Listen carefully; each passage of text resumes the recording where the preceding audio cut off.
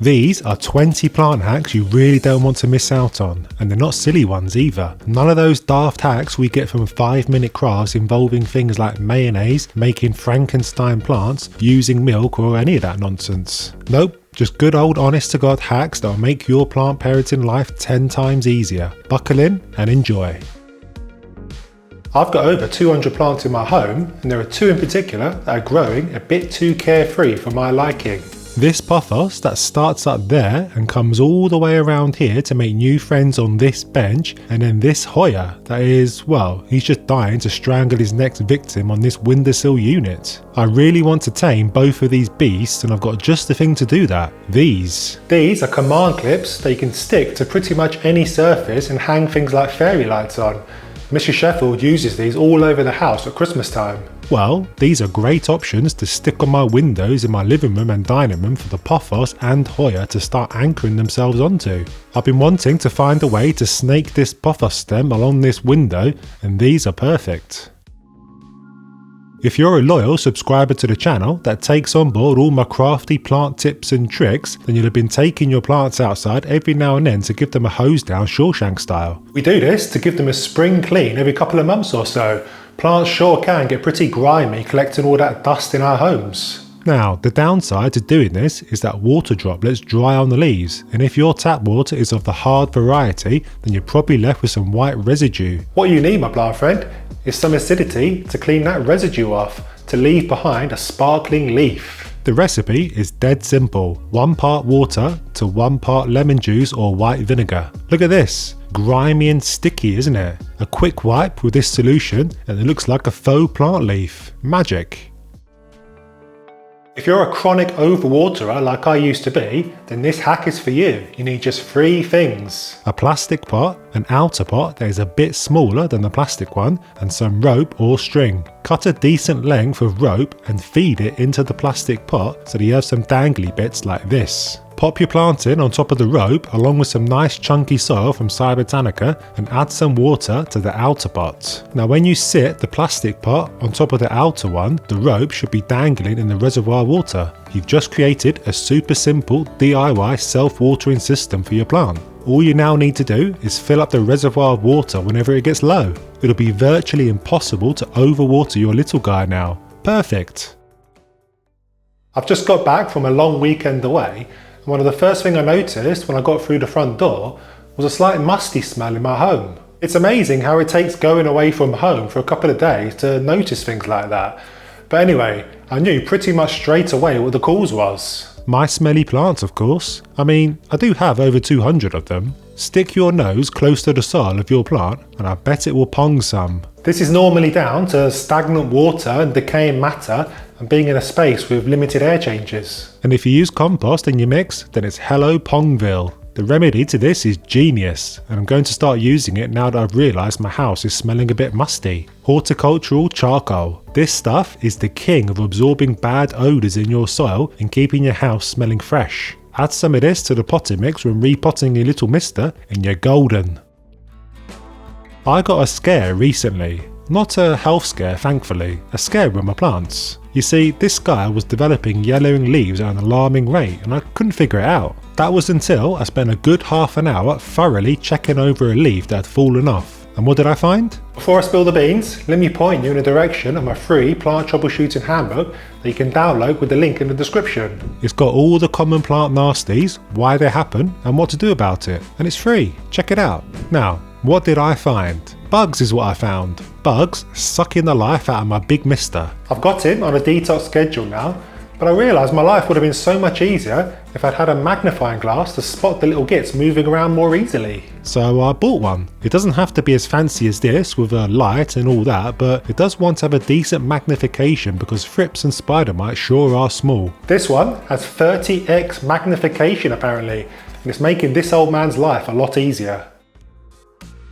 When you start to really get into houseplants, you realise how obsessed everyone is with humidity. Spraying leaves, setting up those weird pebble trays, even spending hundreds on dedicated humidifiers. People go mad for their loved ones. In all honesty, there's only one hack that truly increases humidity for your plant, and it's none of the aforementioned. It's this.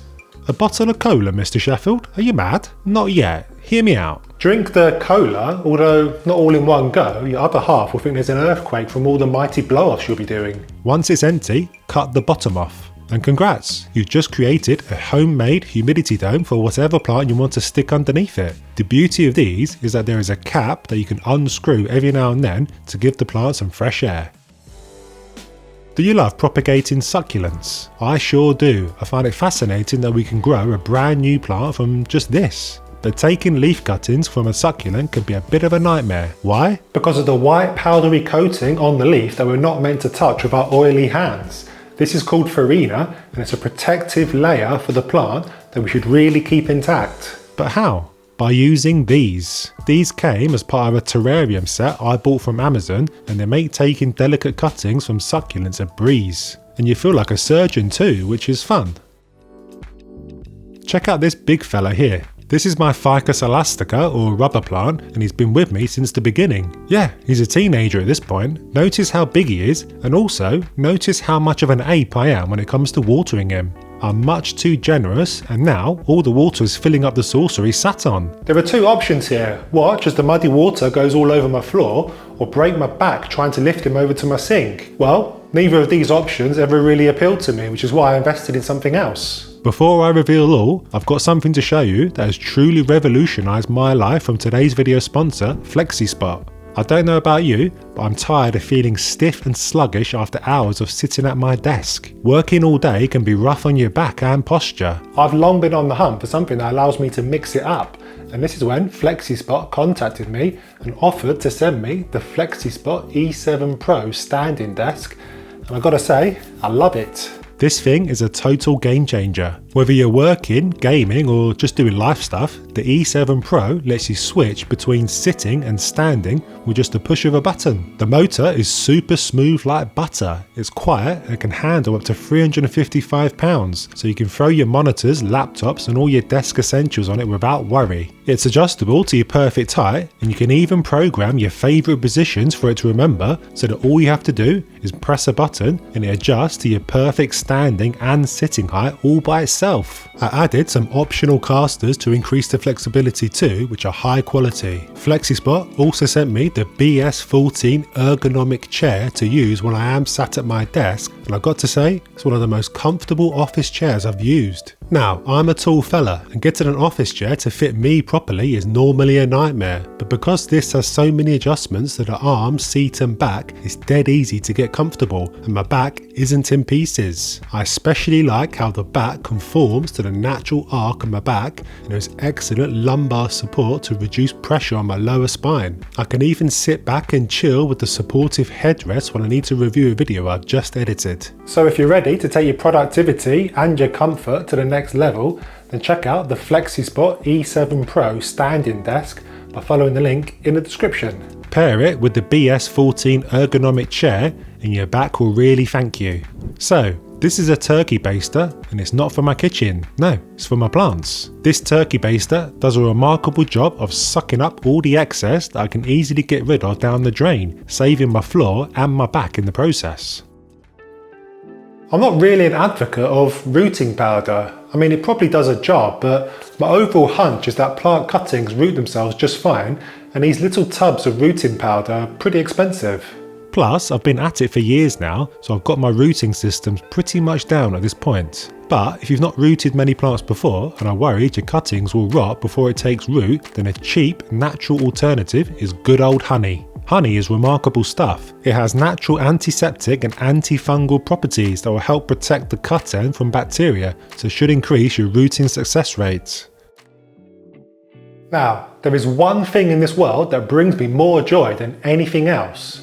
No, not my kids. Taking seeds from a pepper or a tomato and making brand new life. Weird, I know, but I love it. I've got these chili plants on the go as we speak. Now, to get the best seed germinating success, you need 3 things. Good light, warm temps, and decent humidity. And would you believe that food containers like this will help a ton? Just make sure the container has a clear lid like this and you're golden. Eat the contents of course and then wash it out fully. Fill with soil, pop in your seeds, water, and then pop the lid on top. You've got yourself a free self-contained pot with a lid for humidity that the seeds will love.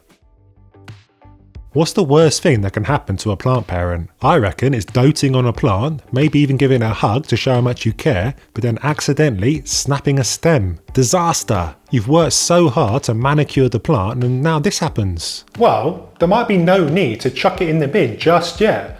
One, because that would be absolute insanity from just breaking a stem, and two, because we might be able to do some repair work. Stems are kinda like bones. All they need is a brace and some time and they can heal. As long as it's not completely severed, we just need to brace it with some kind of stick or something, say a prayer and let nature do its thing.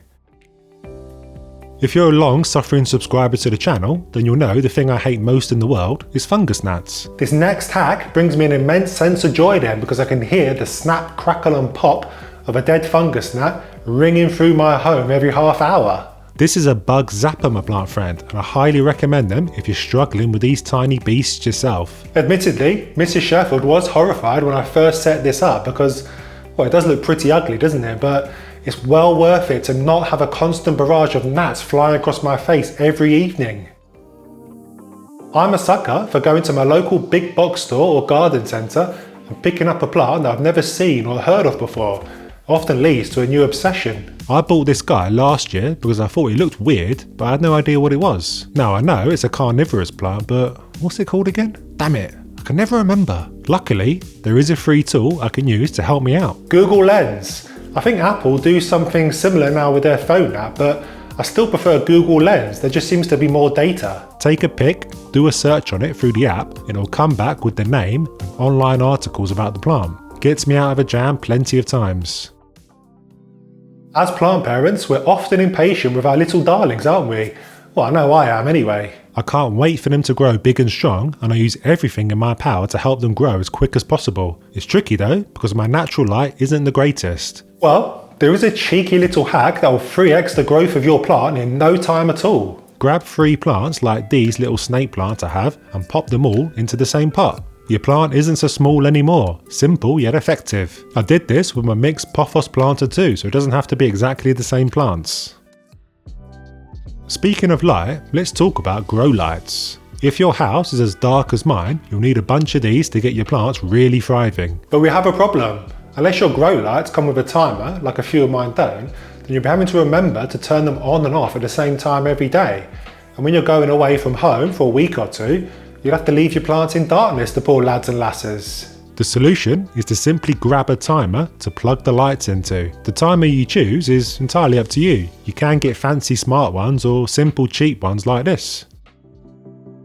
I mentioned the magnifying glass earlier as a great way to look for bugs, but an alternative way is to use one of these. If you don't go to IKEA as often as I do, then this is a lint brush, which is basically a rolling pin with sticky tape facing the outside, used to pick up bits of dust off your clothes. Well, it can be used just as easily to pick up unwanted visitors from your plants too. Just don't use it on plants with very fine or delicate leaves, it will probably rip them. Monsteras or rubber plants are about right. So, the farina on the leaves of succulents I mentioned earlier. We now know that we shouldn't touch it, right? But what about those bits of dust sat in the nooks and crannies? I bet you're just dying to get your little pinky in there and get it out, right? I do admire your dedication to your plant, and I just so happen to have the perfect solution. This is a blower, which sounds dodgy, I know, but it's used on camera lenses to blow bits of dust away. Well, now you can use it on your succulent too. Probably my favourite tool in my houseplant care arsenal is this. Yep, the humble chopstick. This thing is great for repotting a tired plant. When you haven't repotted a plant in years, it's a good idea to change up the soil, and this means trying to get reluctant soil off the roots. Using my 4 thumbs leaves me in a bit of a mess, but getting in all the nooks and crannies with my trusty chopstick is a breeze. It's the perfect size for delicate roots and helps prevent damage during the picking and poking process. And it's also great for aerating the soil from time to time to stop things getting too dense. So many of the problems we face as plant parents stem from what lies beneath. Like a good house, a plant structure is only as good as its foundations. If the foundations are built on wet soil, then you're going to see a lot of subsidence. The trouble is, it's impossible to see exactly what's going on in the root zone. We're watering our plants and hoping for the best, aren't we? Well, that is until now. These plastic pots are a game changer and are helping me to help my plants thrive. To really understand why these pots make your life 10 times easier and boost the health of your plant, you should watch this video next, and I'll see you there.